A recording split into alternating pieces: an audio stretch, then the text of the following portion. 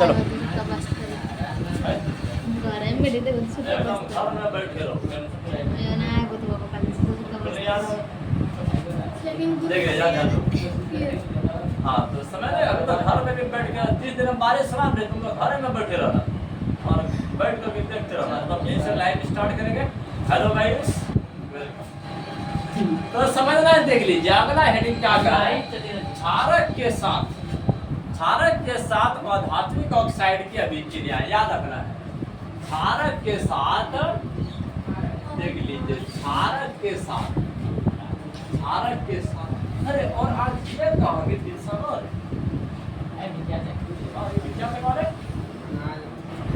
हारो जगह पर मोबाइल है तो क्या करता है बस। अरे अभी के टाइम में जानते हो स्कूल में जो एडमिशन लिया जाता है पहले मोबाइल को खरीदवाया जाता है।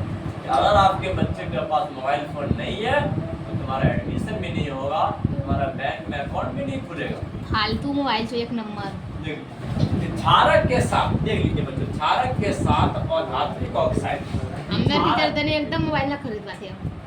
क्षारक के साथ आधात्मिक याद रखना बच्चों, क्षारक के साथ आधात्मिक ऑक्साइड की अभिक्रिया देख लीजिए। आधात्मिक ऑक्साइड की कोई अभिक्रिया है तो यह सब बात को याद रखना बच्चों। देख लीजिए लवण प्लस जले बनते सर। हाँ एकदम वैसे ही करेंगे। देख लीजिए हाँ याद रखना है कि क्षारक के साथ आधात्मिक ऑक्साइड की अभिक्रिया बिल्कुल जिस प्रकार से अम्ल याद रखना है धात्विक ऑक्साइड के साथ मिलकर लवण और जल बना रहे थे, बिल्कुल उसी तरह से इसमें भी क्या बनेगा, लवण और जल का निर्माण होगा। बच्चों याद रखना है, देख लीजिए कि क्षारक याद रखना है, क्षारक और धात्विक ऑक्साइड के साथ और अधात्विक देखिए क्षारक और धात्विक याद रखना है। देख लीजिए क्षारक और धात्विक ऑक्साइड के साथ अधात्विक ऑक्साइड के साथ अभिक्रिया करके याद रखना है बच्चों। देख लीजिए हाँ तो क्षारक याद रखना धात्विक ऑक्साइड के साथ अभिक्रिया करके लवण एवं जल का निर्माण करते हैं। किसका निर्माण करते हैं, लवण एवं जल का निर्माण करते हैं। हाँ याद रखना है लवण एवं जल का निर्माण करते हैं, लवण एवं जल का निर्माण करते हैं। तो चलो अब थोड़ा सा हम लोग अभिक्रिया के रूप में देख लेते हैं। देख लीजिए अगर कोई क्षारक ले लेते हैं कि चलो सोडियम हाइड्रोक्साइड ले लिए तो क्षारक हो गया। इसके बाद कोई आधात्मिक ऑक्साइड ले लीजिए बच्चों, आपका आधात्मिक ऑक्साइड ले लीजिए जैसे क्या हो जाएगा, क्या लेना देखिए क्या कहते हैं कार्बन डाइऑक्साइड ले लीजिए। आप कार्बन डाइऑक्साइड लीजिए हाँ तो आप यहाँ देख लीजिए आपका क्या बन जाएगा, इसमें लवण बन जाएगा आपका क्या कहते हैं सोडियम कार्बोनेट। देख लीजिए सोडियम कार्बोनेट बन जाएगा और प्लस जल बन जाएगा, प्लस क्या बन जाएगा रे, जल बन जाएगा। देख लीजिए इस प्रकार का निर्माण हुआ। तो ये सोडियम कार्बोनेट है। अगर इसको बैलेंस करना चाहते हो यहाँ 2 सोडियम है, यहाँ 2 मार दीजिए तो 2 2 4 हो गया, 3 1 4 हो गया, लगता है बराबर हो गया ना रे, देखिए बराबर हो गया। तो ऑप्शन 3 1 4 हो गया, यहाँ 2 हो गया। हाँ याद रखना है। अच्छा तो इससे हम लोग को क्या पता चला कि क्षारक रहेगा अगर यह आधात्मिक ऑक्साइड के साथ अभिक्रिया करेंगे, इसके साथ आधात्मिक ऑक्साइड के साथ अगर अभिक्रिया करते हैं, आधात्मिक ऑक्साइड के साथ अगर अभिक्रिया करते हैं तो किसका निर्माण होता है, लवण और जल का निर्माण होता है, लवण और जल का निर्माण होता है। लेकिन अब थोड़ा सा हम यह बात बता देते हैं कि आधात्मिक ऑक्साइड की प्रकृति कैसा होता है। हाँ इसका प्रकृति कैसा होता है देख लीजिए।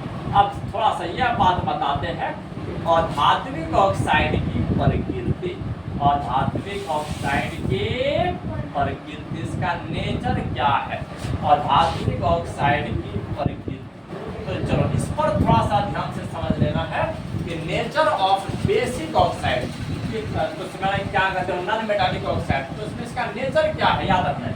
देखिए सबसे पहले हम यह बात बता देते हैं कि कोई अधात्विक ऑक्साइड ले लीजिए, जैसे कार्बन डाइऑक्साइड हो गया, तो समझ लें अधात्विक ऑक्साइड हो गया। अगर ये जल के साथ अभिक्रिया करते हैं, किसके साथ, जल के साथ करेंगे, तो किसका निर्माण होगा पता है, कार्बोनिक अम्ल का निर्माण होगा। किसका निर्माण होगा, कार्बोनिक अम्ल का निर्माण होगा। देख लीजिए ये आपका हाइड्रोजन कार्बोनेट को ही क्या कहते हैं, कि कार्बोनिक अम्ल कहते हैं। क्या कहते हैं, कार्बोनिक अम्ल कहते हैं। तो बात को समझना है कि नहीं।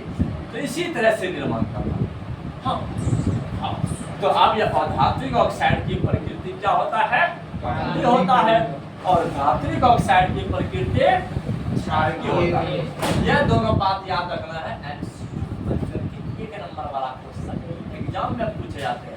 धात्विक ऑक्साइड का प्रकृति क्या होता है, मतलब कि जल में घुला देने के बाद वो अम्ल बनाएगा या क्षारक बनाएगा, बस ये आप पर निर्भर करता। समझना, अगर धात्विक ऑक्साइड रहेगा तो समझना है क्षारक बनाएगा, और अगर अधात्विक ऑक्साइड रहेगा तो अम्ल बनाएगा। बिल्कुल याद रखना बच्चों। यहाँ इसके नीचे में हम मोटा वाला बात लिख देते हैं। और धात्विक ऑक्साइड की प्रकृति अम्लीय होती है। क्या होती है, अरे अम्लीय होती है, याद रखना है। देख लीजिए यहाँ लिख देते हैं बच्चों, थोड़ा सा मक्खन लगा करके। और धात्विक ऑक्साइड की प्रकृति याद रखना है बच्चों, कि समझना है अधात्विक ऑक्साइड की प्रकृति। देख लीजिए अधात्विक ऑक्साइड की प्रकृति अम्लीय होती है। याद रखना है, देख लीजिए अम्लीय होती है। तो ये सब बात एक एक करके कहते हैं ना, जितना भी बात बताते जाएंगे तो सुनते जाओगे, बहुत ज्यादा इंफॉर्मेशन का स्टोर हाउस बन जाएगा तुम्हारे दिमाग में ना।